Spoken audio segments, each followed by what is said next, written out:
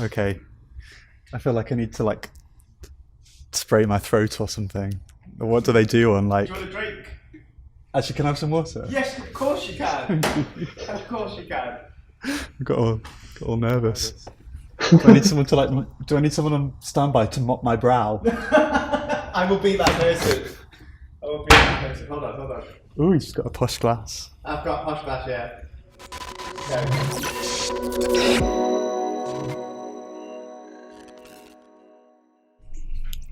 Oh, hi, Mauro. I'm gonna stop this. Just as you're about to take a drink as well. Hello. Hi. How are you? Natural introductions, Johnny. Yeah, I'm so natural. How are you, Mauro? I'm okay. Happy to have a chat. It's been a while. Haven't talked to people from Northcoders in a while, so it's always good. Would you please introduce yourself to our very keen listeners in the ether web? My name is Mauro. I'm from Argentina. I currently live in Spain. I originally did the very first Northcoders course, so I was like part of the first 10, the original 10. What can I say? You might, yeah, if you're a Northcoders student, you might have seen my name written around in exercises. That's something that I get a lot for some reason. It's like I get recognized when I say that. Oh, I also did Northcoders. My name is Mauro. It's like, oh, you're the Mauro from exercise 4B in this. So I get recognized because my name. I think Harriet must have put my name in some exercise, and that's where people know me from. So yeah. If you're from Northcoders, that's I'm the Mauro. The Mauro. There can only be one. Although I did meet another Argentinian called Mauro last year, and he was a sommelier, like a wine expert, and he wasn't as nice as you. That's good, I guess. But you knew more about wine. Good thing or not. You mentioned Harriet, so you should probably say who Harriet is as well. And yeah. So Harriet is my wife. We both did the first course at Northcoders together, and we both stayed working at Northcoders and taught for year and a half, something like that. So we were part of the kind of the extended teaching team for a while. We taught you and Sam. So we are the kind of the predecessors, the ancestors of the current teaching team. yes. So yeah, Harriet is my wife. We met. We are the also the first. I don't know if the first, but one of the first kind of Northcoders couples. I imagine we weren't the first and we won't be the last. You certainly weren't the last. A veritable matchmaking service. So yeah, after Northcoders, where did you go? Yeah, so straight after Northcoders, I went to BBC Sports at Media City, and I was there for a year, and then I moved to Infinity Works. So not a super long career. Like it feels like we were talking at the beginning how like time, like the notion of time is very distorted. But when I think about remember when we were in Northcoders and it feels like ages and ages ago. But in reality, I have less than 3 years of full-time engineering experience. So yeah, it's been 2.5 years since I was working at Northcoders, which feels a lot longer. Yeah, well, it's probably something to do with, let's call it neutral, but probably something to do with this year feeling like a particularly long year. Yeah, but yeah, and also I did do a lot of things in between. Like we got married, we moved to our own flat, we moved countries now, so there has been a lot of things in between. Events, yeah. And you were a mechanical engineer before? Yeah, that's my background. Yeah, I studied mechanical engineering here in Spain, in Valencia, I don't think I put a lot of thought into that decision. It was the sort of thing of like, I'm good at physics and maths and technical drawing, and I've always like you grew up as a boy, and it's like, oh, do you like cars? Yeah, sure, I like cars.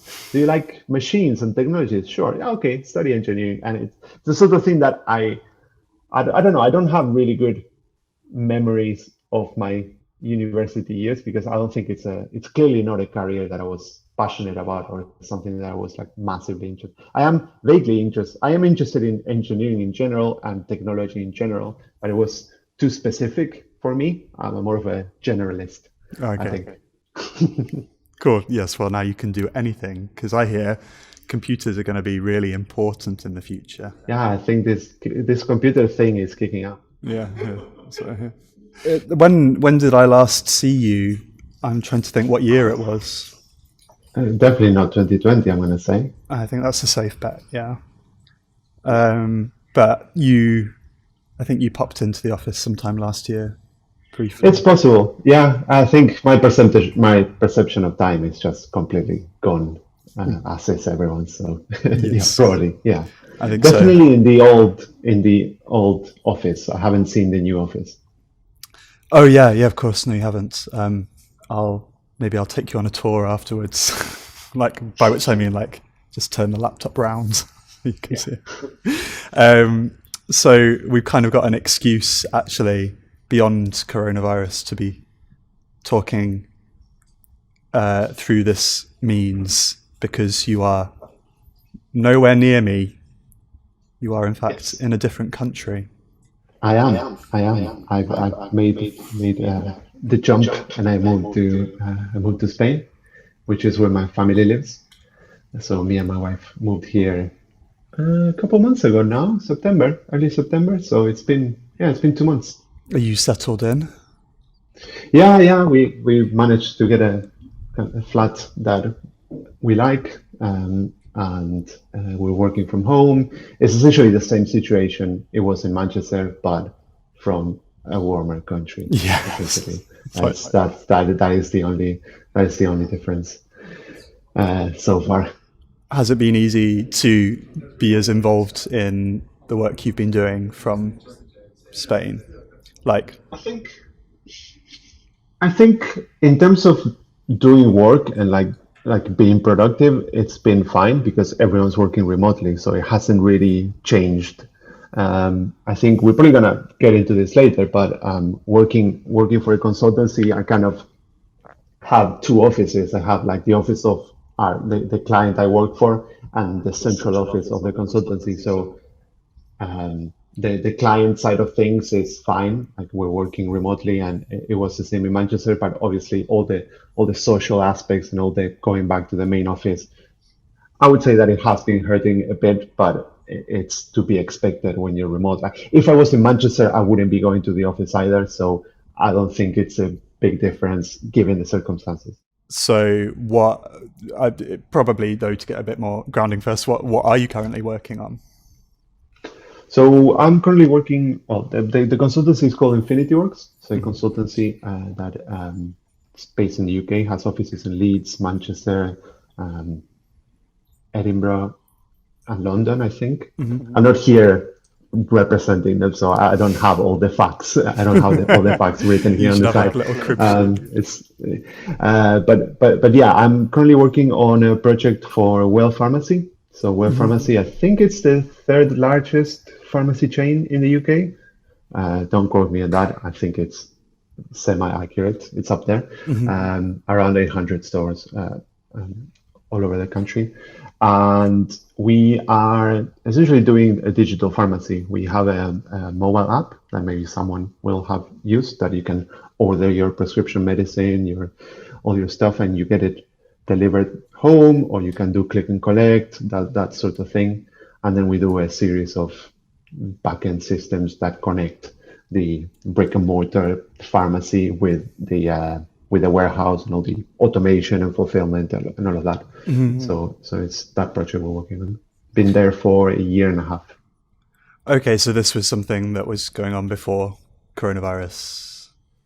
Yes, yeah. The application existed before coronavirus. Yeah, the project is around, I would say, 3 years old, I'm gonna say, Oh, but okay. I'm not 100% sure. Did that change the parameters of the project at all when lockdown happened, or were they? I wouldn't say it changed. Obviously it changed things. I don't know by parameters. It definitely changed some priorities.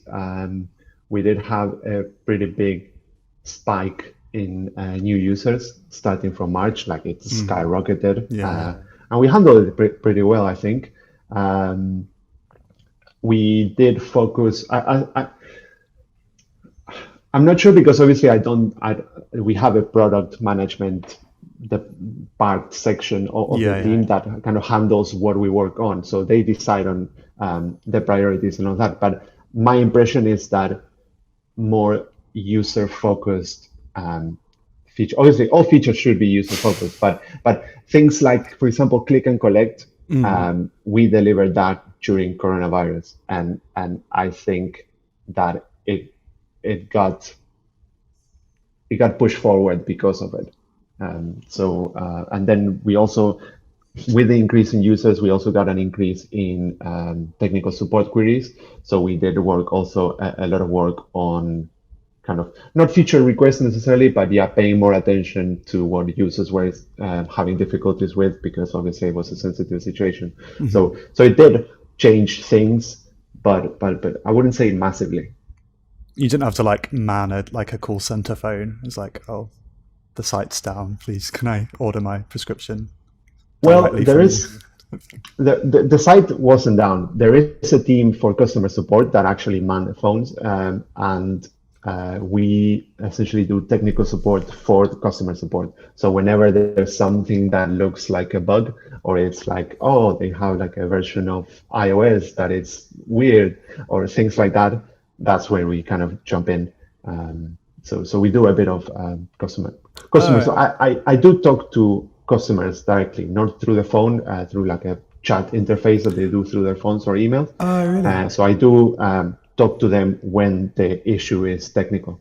That's interesting. I wasn't expecting that. It's quite cool, I guess, to have like a proper user feedback, not to happen through different layers like you might normally expect it.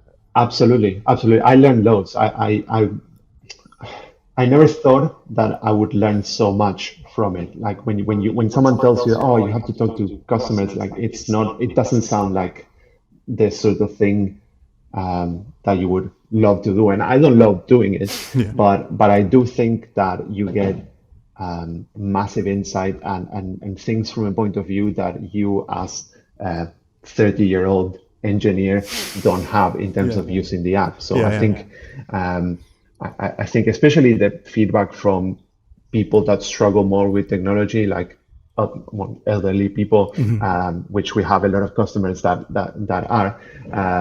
I think there's a lot to learn from them, and there's a lot of thinking to do around design and around essentially making your application easy to use for that particular user. And then if that particular user can use your app comfortably, then everyone will.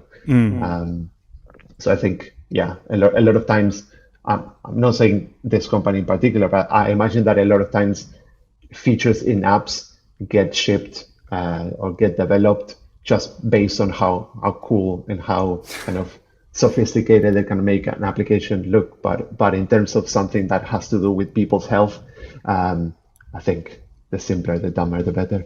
Yeah, that level of accessibility is just got to be baked in constantly, I imagine. Do you have like a QA layer of like in the testing or in the pipeline? Yeah, well, we have automated tests, so we have unit tests and end-to-end tests, especially for the mobile application. And we sort of, as we develop, we don't have a QA team assigned to the mobile app, dedicated. So a lot of the QA we do. The engineers, we do it ourselves. So we have a QA environment where we can essentially go nuts, create all the orders that you want, order all the medicines, and just see that. So essentially, it's the responsibility of whoever's working on that feature to test as you go. Okay. Because this wasn't your first project at Infinity Works, is that right? It was. Oh, it was your Yeah, first one. I was what they call on the bench for my first 3 weeks, and I did a bit of like a bit of research work for a project that didn't end up happening, and then they kind of recruited me to go to this project. It was good. It was really timely because I was kind of getting bored of working on my own, just figuring out if something would work with no client in the horizon, or maybe not for sure. There wasn't a project that was signed, so it was like, oh, see if this is possible. And but yeah, it was good to get pulled into a project early. So one thing I've always wondered about consultancy is like the idea of working on something that you like. I don't know if you're like big into pharmacology and whether that had any impact on how much you could enjoy this process, or whether anything would do, if you know what I mean. Because obviously, like, you don't have, it's not like you're working on a product.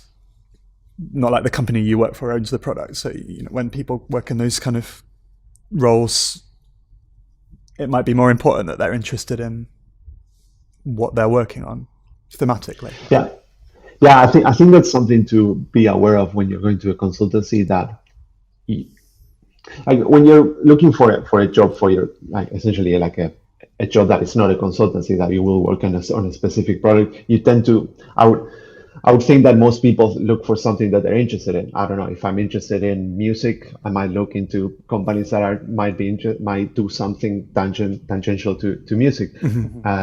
But with a consultancy, it's a bit of a lottery. You might go work for a car company, and you might go for a pharmacy or for whatever. So it is something to be aware of, and it's something, I think it's a muscle that you have to flex a lot and train, this thing of like being able to absorb a domain and be able to kind of wrap your head around it and be able to not fully understand it, because there's people that dedicate their whole careers to a particular topic, but it is something that it definitely helps to be able to kind of wrap your mind around something relatively quickly. We do a lot of I think with the pharmacology side, like kind of like the NHS regulation side of things, that is quite complicated, and I'm happy that our team has a person dedicated to that, so we don't really, the engineers don't have to worry about that, because it would be a disaster if we had to. But I find quite interesting the logistics side of things, like warehouse logistics. For some reason, I don't know, maybe it's because I played a lot of like simulation video games that had to do with like logistics, and I really like that aspect of thing. I don't know what it is, but it's not my passion, but I don't make like model factories in my house, but I don't find it boring or dull. I think it's interesting to find like ways of optimizing processes and see like, this person is doing this task and then this task and then this task. What can we do so that we can reduce the context switching or the amount of manual tasks they have to do? That sort of thing I find quite interesting. That's cool. Did you ever play Railroad Tycoon? Oh yeah, love Railroad Tycoon. I can just imagine that, but like Right. aspirin on the train. It must exist. It must exist. It's a project to be visited. Yeah, no, many hours wild away. Okay, that's cool. So how do you know when you're done? Like, what's the end goal? You mean at work, specifically at Well Pharmacy? With this project, yeah.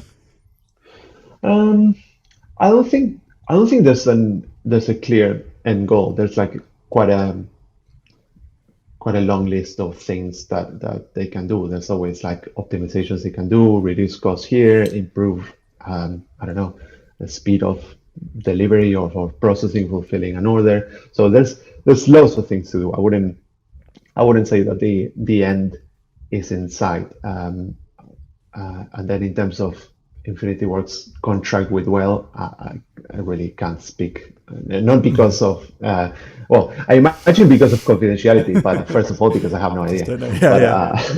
No, it's fine. I would. I'm going to really probe you. but I guess a more interesting answer to that would be that we work on fairly.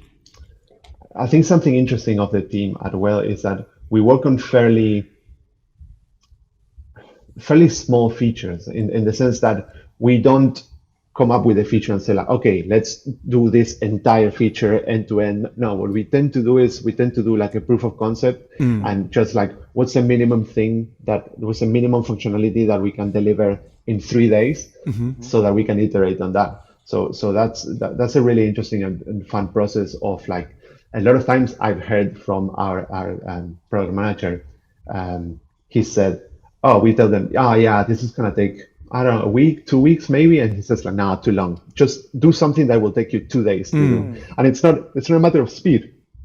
It's not a matter of like just being tight around time or money. It's more of like we need to start learning now. Like if something takes us too long to start learning, it's probably an investment that is not worth doing. So we end up doing like very small features and then iterating. So we've never had a feature that is like, well, 3 months from now we're gonna finish with this. It's like it's broken down in more manageable chunks, and I really like working like that. I think it's a really good way to work. I've been thinking about that a lot and how to apply that idea of what the what the limits would be of that idea of making something that is existent and usable, like or immediately. Well, I guess like you say 3 days, like pretty much immediately. Like and so a feature that was that had a pipeline to production or a pipeline to staging, that day, in minutes, but feasibly, and then always. Everything you build on top of it, the fact that it can get to staging, or whatever process it goes through to get there, tells you that when you're done, you're done. Like you don't need to now like, oh, now I'm going to deploy it and discover all the things that can go terribly wrong there. Like I just wonder what the limits of that are to work like that. Yeah, I think something that's really interesting that I sort of knew intellectually, but now I've seen done in practice, is this thing of also measuring and analyzing and kind of like, I don't know if it's business intelligence is the right word for it, but it's essentially like just having metrics for particular things that it's not a technical thing. It's not metrics of like the performance of a server. It's more of like, has my user seen this page? How long has it taken them to go from this stage to this stage? All those those things, we do them from the very start because otherwise you're not learning. And so all of those like we push them as events to a third party service, and then that's something that the product side of the team, without any input or anything from the engineers, they can essentially process and look at those events and develop insight. That's an aspect that I imagine a lot of companies must do, but because in other companies that I worked for, I was more detached from product. I didn't see that day to day. But in this one, because it's a smaller team, I get to see how the product manager worked, and it's actually quite interesting to do that from the start. It's like one of the requirements. We never do anything without pushing events to this thing, because otherwise we're just flying in the dark. Yeah. Would you call that benchmarking? Benchmarking, when I think of benchmarking, I think of performance. I think of like measuring like how long did this take to run. This is more about how users are using your application. We're working on a feature that essentially someone asked. So we were talking about the events that we're measuring. It's like, has the user seen this particular screen? And that way we're seeing how many people are actually are using this new feature. But something that someone brought up, and I thought it was super interesting, it's something that I never really fully stopped and thinking about. It's like, how do we measure if a user saw this page, but it made their life harder?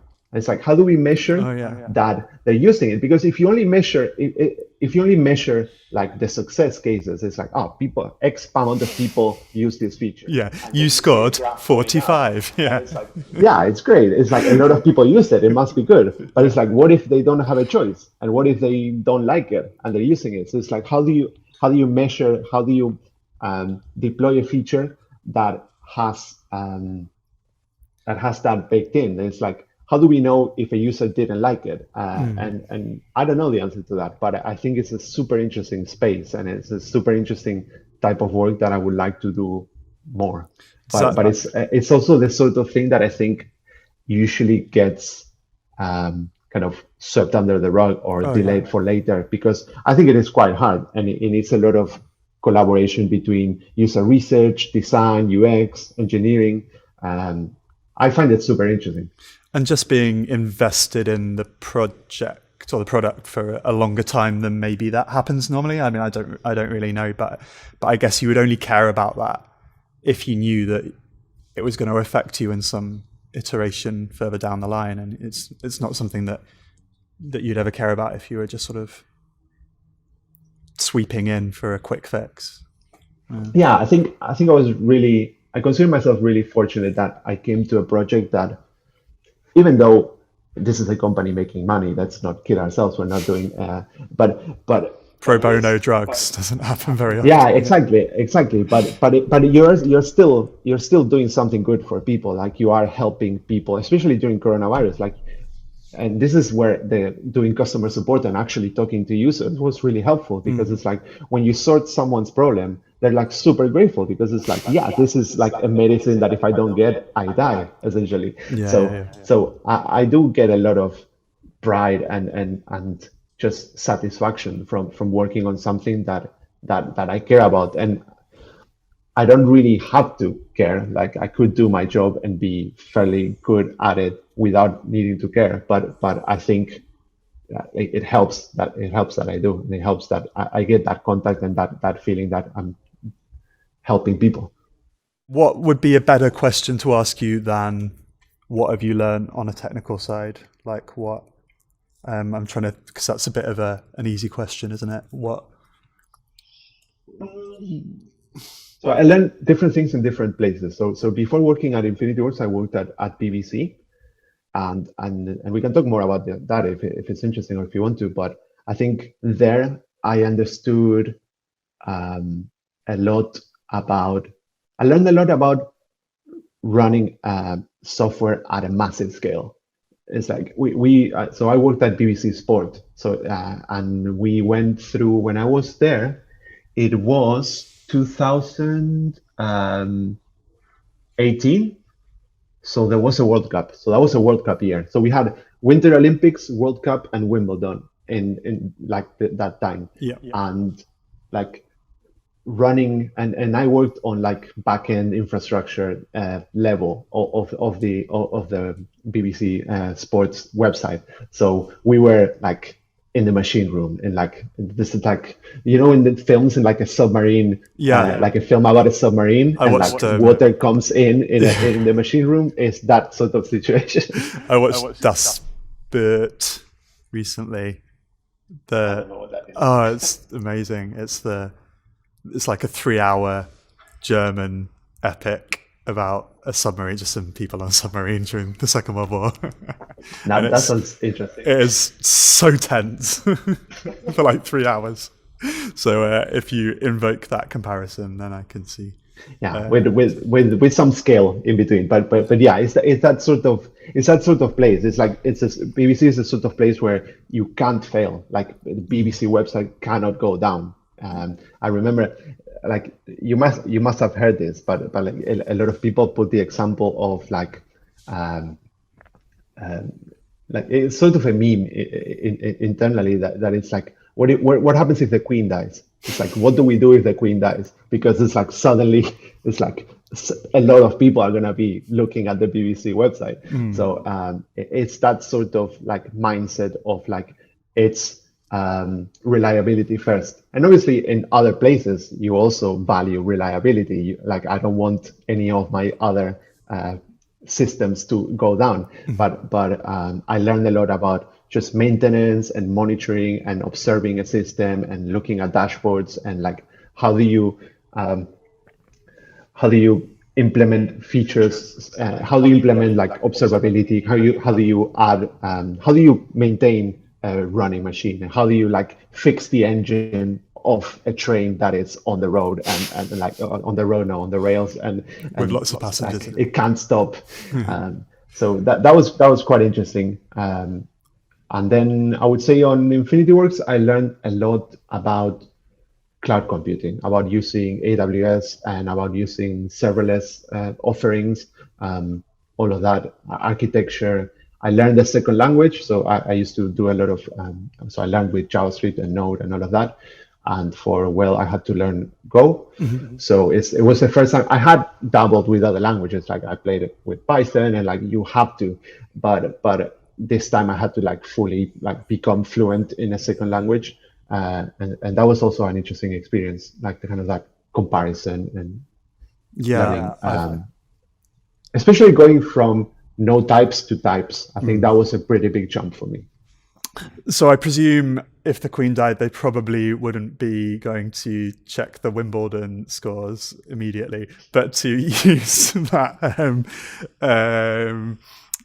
to use the your analogy, I'm sure you had times where you did have a sudden and unexpected thing to deal with, and you were there not as a complete junior, but still as someone who's relatively inexperienced in that. Like, do you feel able to kind of jump in and fiddle with the submarine bits? The levers and the buttons and the valves and all that. Yeah, so it's a good question. So maybe we can use a more realistic case than the Queen dying, because I think during when I was at BBC, I can't remember any major incidents that required me like pulling levers and doing stuff like that. I also, as you pointed out, I wasn't a senior engineer and I was a junior engineer, so obviously that responsibility didn't rely on me. Like they wouldn't ask me to do that sort of like operations in production. Like anytime that we had to do any sort of operations, I did it with someone else. Like we tended to work in pairs anyways, but it's the sort of thing that senior engineers would do.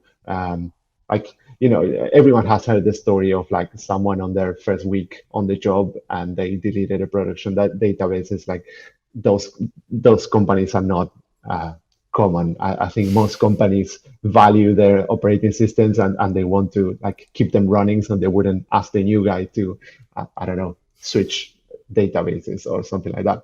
So but having said that,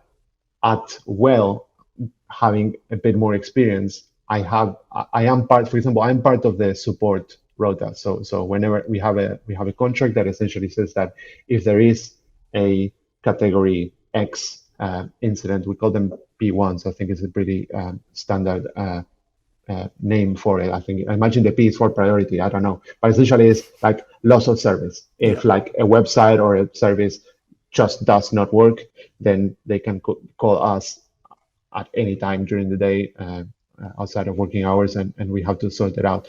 So yeah, we've had to do some of those, like some late nights. It's not very common because obviously we are decent engineers, and like these systems don't break. Usually, like the times that things have gone wrong have been kind of at the edge where our system talks to another system. So it's kind of like it's a blurred line of whose fault it is. Obviously, I would say that, right? But yeah, it's something that I find interesting. It can be stressful. Like it is a stressful situation, but it is the sort of thing that like a company shouldn't put you through it without significant experience. As a junior, I would not, if I was in charge of assigning people to support, I wouldn't want to put inexperienced people on it. It's just simple maths, right? But yeah, we've had to do like stuff on production, and like I don't know, sometimes we had like there was one time that a queue just flooded with, I don't know, 5 times the messages that it would normally have, and that was delaying, I don't know, processes in the warehouse. So we had to essentially write a script that would thin out that queue. There were essentially like a lot of duplicate messages, and I'm talking about like tens of thousands of messages extra. And so we wrote a script to do stuff like that. Like those things are, a bit stressful, but also you learn a lot about your system, and you realize that, oh wow, you can also work quite well under pressure. I don't know. At least I find it interesting, sometimes a bit fun, but I imagine if it happened more often, it wouldn't be as fun. Yeah, you don't want it to be like your normal modus operandi. No, I think in a year and a half, I must have done 3 late nights out of support issues. So I wouldn't say that that's a lot. I've been playing with Rust quite a bit recently, and we're doing some stuff with teaching Go at the moment, looking to do that, which I might talk to you about another time separately if that's okay. I haven't looked at Go at all, but I was looking at the kind of list of features it has, and the paradigms around it, and it seems very, very similar to Rust. Quite a lot of the syntax is quite similar to Rust as well. But I've also felt I think it's probably a little bit like learning a second language speaking. Well, I mean, obviously that's something that you can do, but that you just learn a huge amount about how grammar works, right? And syntax and all of that kind of thing. And obviously JavaScript just does so much for you, just obscures, makes things really friendly. And I was, although you can obviously do a huge amount with it, I do think that everyone should spend some time on something else to just have it's just more holistic understanding of how it all works, like how parsing works and interpreting. And I think I found that things that used to be quite kind of trivial for me to, especially when at the beginning of learning Go, things that used to be quite trivial for me to do in JavaScript. Like I was trying to do, for example, like kata style problems, kind of to get a bit of practice, and I was really struggling with it. And it was because you have to think in a different way, especially going again from a non-typed language to a typed one. Mm-hmm. So it took a while for it to click. But now I find it hard the other way around. Like I find it hard to write just vanilla JavaScript in the Wild West, where anything goes. Exactly in the Wild West. Yeah, and it's like I think the comparison with languages is like natural languages is really good. Also, I was going to compare it to like learning an instrument because it's something I'm also doing at the time. So it's like I'm using so for example, typing on a keyboard and just using my fingers to like the shape of a chord. Like I'm moving my fingers, but it's a very, very different way of moving my fingers. And it's like, I know how to move my fingers, but not in this way. And sometimes you feel a bit silly that it's like, I want my ring finger to go 2 strings up, but it doesn't do it. You just need to put QWERTY on your guitar strings. Maybe there's a way of translating scales to keyboard. Maybe. I don't think that's a rabbit hole worth pursuing for very long. No. I welcome the context switch to music theory. It's needed sometimes. Yeah. So do you find that it's enough, like all the stuff that you're learning from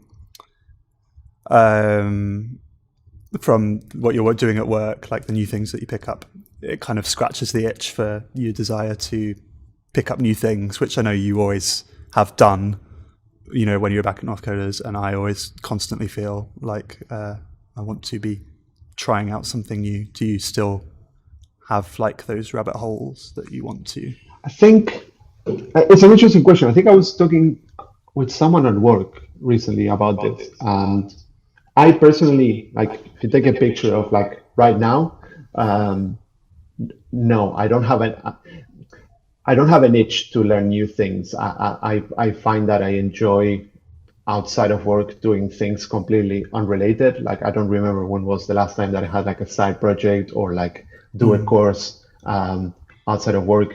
I think once I can't speak for everyone, obviously, but I think that when I was starting, when I got my first job, I needed it a bit more. I felt like I needed a bit more, so I did more stuff outside of work, and I was more interested in trying new things and that sort of thing. But now, really, I don't know if work is enough or not, because we don't try that many new things at work. We're like quite established in what we do. Okay. But I personally, at this moment in time, don't have an itch to learn new technologies. I'm happy to use what I know, be stable. Just I don't know. It's a weird time. It's something that I've changed loads because I used to be the sort of person that explores a lot more. I don't want to give the impression that I've mastered programming. No, I don't no, need to learn new things. no, you're not Because going it's to not that what I'm impression. saying. It's not what I'm saying at all. I'm just comfortable. I just like the tools Yeah, yeah. that I have to use. I know how to use them, and I can do my job. Yeah. And if we need to learn something new, we'll do it. But I essentially have this personal policy that I'm not gonna, like, I don't want a company to dictate what, like, this hasn't happened, but I don't want the company I work for to dictate if I should spend my time at home that they don't pay me for Oh, learning yeah, yeah. something new, because I don't think that's something that should happen. Like if you need me to learn something new that you're going to benefit from, well, I should do it during the time that I'm in the office. Yeah, no, that's really good. And yeah, I've not gone through that experience either, but I do read Reddit posts every so often where people say, is it okay that, you know, even to the level that I don't really enjoy this, or like it is just like I get satisfaction from it as you would from doing your job well, you know, whatever your job was. But beyond that, it's not also my hobby. It's just my work, and I do other stuff at the other time. And I guess because for me, for quite a while, it was my hobby, and still is, as much as, you know, having kids allows it to be, amongst other things. I'm glad I kind of read that perspective from someone else, because you don't want to make assumptions about that for people, I think. I think that's a perfect summary, that to a lot of people, this job is also their hobby, and they like the line between what they do at work and what they do at home is very blurred. And to me, it stopped. Like, it used to be my hobby, and it was for a while, but it completely stopped being my hobby. So I don't feel the need whatsoever to do it outside of work. So yeah, that's a much shorter answer than the one you gave. No. Yeah. I just feel that, it's just good to underline, I think, because it should be a liberating feeling for some people, I think, to realize Absolutely. this. So we have talked before a bit about like the organizational structure of Infinity Works, and like how you kind of like the flatness of it, or at least compared to the BBC anyway. Like you are going to be. I wonder like how much of an overview you have of like the product you're working on in the consultancy. Well, I mean, you've already explained that you do have quite, you know, fairly big overview of you know what you're doing at World Pharmacy. Did you know when you were at the BBC that kind of scope over the project existed, or is that just like a big kind of revelation when you moved to Infinity Works? I think there's like two parts to this, right? There's like the part of like in terms of the structure of a company. I think it's very different in terms of, I don't feel like, when I was talking to you about the flatness that I sense at Infinity Works, it's like I do have a boss, I have like there is a boss of the Manchester office and a boss of Infinity Works and all of that. I imagine that my boss wouldn't like that I call him boss, but what I mean by that is that I don't have like that direct working relationship with the boss at Infinity Works. I have an account lead, which is the consultant in charge of this particular account, but it doesn't feel like my boss. It feels like a colleague with more experience. While at BBC, being a big corporation and like having a completely different structure and doing a completely different kind of business, you do feel like the ranks. And you do feel like, okay, this is the boss, and like when someone walks into the room, it's like, oh yeah, this person is X, and like you do feel that difference in terms of process and in terms of like scope of projects and all of that. Obviously, you sense the scale of the project of what you're doing at BBC, because you're at BBC. There's like BBC logos everywhere, and like the building is massive. It's like even the building just is like quite just reminds you of that. What I would say is that at BBC, as an engineer, you are a lot more protected, I would say, by the structure, by how the team structures and the company structure, from essentially meetings that are, let's say, above your pay grade. It's like you're not going to be in a product meeting as an engineer where they decide what's the priority, because that's your product manager's job, talking with like someone else, head of department, whatever. I don't remember the names, but once you do have obviously a say in terms of, is this feasible? How are we going to do this, etc. But in terms of like scope and direction of the product, as a junior engineer, I didn't have a lot to say. It was like, well, we're doing this, cool. Yeah. Did you resent that, or did no, not at all, not at all. It's like you would have to be quite arrogant to be like, oh no, I know what the BBC should do. It's like, no, I'm here to learn, and I'm here to like. Okay. I'm essentially a grunt here. I don't think it would be arrogant to sometimes presume that you might have a better. Well, I mean, obviously, different organisations handle this in different ways, but surely there's risks of detachment when there are so many levels of hierarchy that the people who are making those decisions don't actually don't get it, don't get what they're, and I imagine the BBC probably knows what they're doing from that respect, but there must be occasions where that does have like, there's an element of knowing your place, but you probably do have a good idea.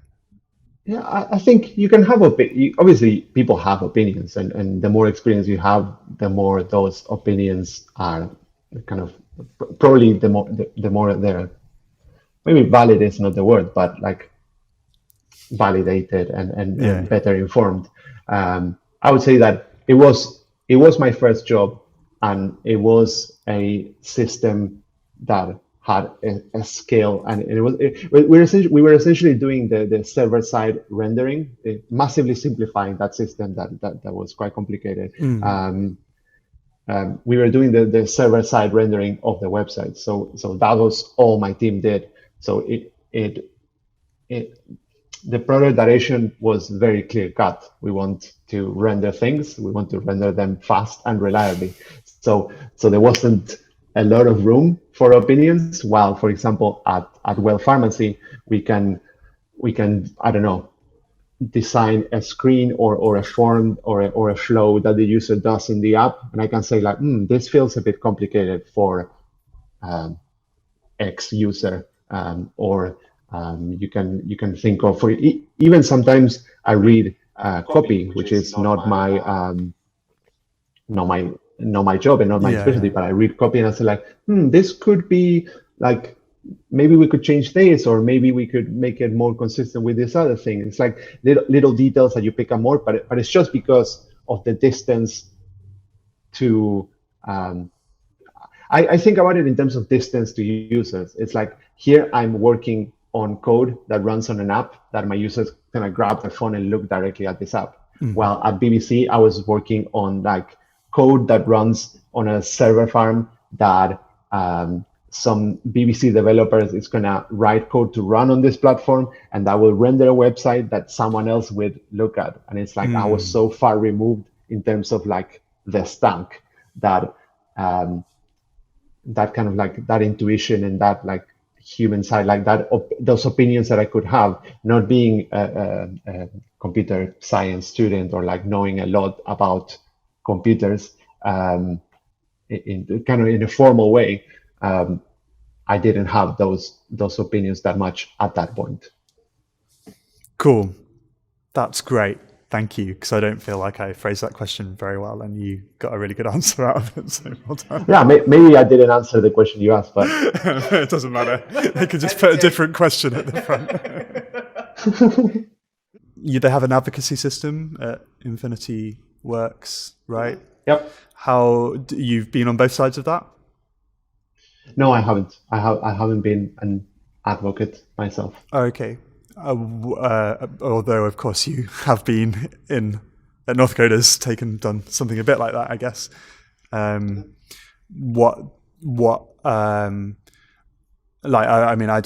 imagine it's a system that the efficacy depends very much on the individual circumstance.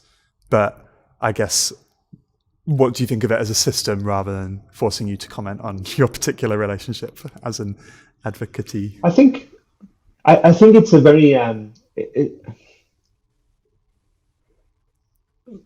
it's a bit loosely defined, but I think on purpose. The role, I guess the whole range of roles an advocate can have. Obviously, it has very specific roles defined, which is like they're meant to be like guide you and explain to you like company process things, and they're meant to help you with like your pay review, and if you wanted to change projects, that sort of thing, that kind of like company side of things.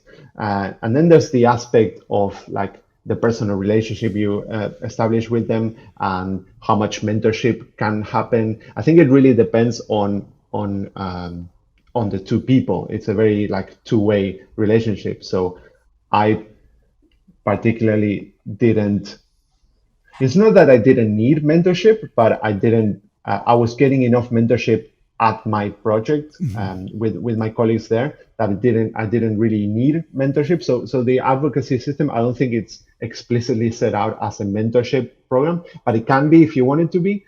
But I didn't need it to be that. So to me, advocacy in practice, it's just a person that I trust. It's a colleague that has like a fairly kind of neutral point of view, that it's not in my project and it's not my boss, and I can speak kind of confidentially and comfortably, and it's a very useful kind of person. I don't like using useful and person next to each other, but it's a useful kind of figure to have there. Yeah. So I imagine that it's a very different experience for other people, but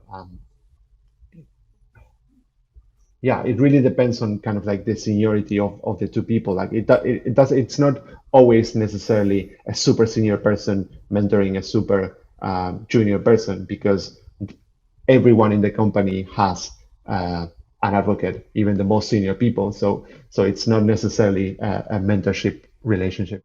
So at Northcoders, we try our best to have a range of perspectives through putting a focus on diversity. Obviously, it really helps that we have people from all walks of life and all kinds of experience come and do our course and see how that works. And a lot of those people then feed into the way we teach. How does that work at a consultancy where you're just working in probably a bit of a smaller team? I know Infinity Works is much bigger, but a smaller team than we have at Northcoders. And do you feel like you're missing any of those perspectives at any point? I would say that there's two kind of diversities main that I see. One is in terms of like the range of people that you hire, and I think And I think Infinity Works, for example, does a great effort in hire diversity, and they hire a lot from Northcoders, and you can see that, and you can feel that in the company. I think in terms of diversity, we are quite good at Infinity Works. But there's also like diversity in terms of like the composition of a team, because Yeah. you can have a purely engineering team, and then you're like, when you only have engineers in a team, you're only gonna get engineering type ideas, and you can have like more cross-functional team where you have like a design person embedded with a product person embedded with like a couple engineers, and you will get different approaches to different solutions for the same kinds of problems. So Just to I kind think of, I've been for yeah. sorry, I just want to push that a little bit further, because I could be barking up the wrong tree here, but to not put too fine a point on it, if all of those people, even with their sort of diversity of experience and direction of their expertise, if they were all middle-aged white men, are you still missing something? Like from... Oh, 100%. Yeah, 100% for sure. Yeah, Sure. and that's something that I see day to day. It's like, even though both, I think both BBC and Infinity Wars are quite good in terms of diversity, it's still the case. It's like most. I think that quite good, I think, is relative, because I haven't seen anything better. So it is the best that I've seen, but you're still it's still a wild white male dominated industry, and you do see it. I'm obviously part of that demographic, but I think I'm sort of like come a bit from a From the different left angle, field, because yeah. I come from Northcoders, kind of from like self-taught bootcamp background, and also like not being from this country, well, the country you're in now, but yeah. So I think I do have a bit of an angled perspective, but I also recognize that I count as I'm definitely white and male, but yeah, absolutely, you lose perspective, and I wish I had more diverse team in terms of everything. Just the more the better, and you can really see this. Yeah, let's not get into horror stories, because we can. I was going to ask you for specifics, but I can see why you see why you shouldn't. No, I was thinking more of like things I hear. I don't think I have any. Honestly, I don't have any horror stories of my current situation, but it is. Like it is evident, the lack of diversity in general, and we are missing a lot of perspective. I think it ties in really well with what I was talking about, for example, of making your application as easy to use for the user that struggles the most. It sounds obvious, but it's not something like, you'd be surprised how many engineers don't think about that all the time, and it's something that I'm pushing myself to think more and more about, because I think it's not only super important because you make people's lives even better with whatever you're doing, but I also find it an interesting problem to solve. I think there's like one of these kind of blind spots or biases is that technical things are interesting, and human personal things are for other people that are not engineers, and I completely disagree. I really I understand better how people work than computers, so I much rather think about other people than about performance of computers or whatever. So I find it a lot more interesting. Well, thank you very much for that. I found that very interesting. I'm sure other people will. Is there a place where people could direct questions to if they thought of a better question than me? Like, are you on Twitter or anything like that? Yeah, you can. I can send you my Twitter handle later, and I'd be happy to talk to people. And it's a pleasure to talk to you, Northcoders, to talk to you personally, but also to like be involved with Northcoders things, and like I'd be happy to talk to people about my experience, or like I wouldn't say that I'm in a position to give advice, but I'm happy. I'm always happy to talk, at least. I think that's probably where most of the learning happens through the As you said, like the same way that you thought it was interesting, it was also really interesting to me to kind of like a lot of things are quite common to me, like I don't know, my job, having to explain them and having to think about it and form semi-coherent thoughts about it, makes you think about it in different ways, and it's always interesting. So yeah, happy to. More than semi-coherent. You were at least 3/4 coherent. Cool. Okay. Well, enjoy your late Spanish balmy evening, and I will see you soon, I hope. Right. Bye. Thank you for having me.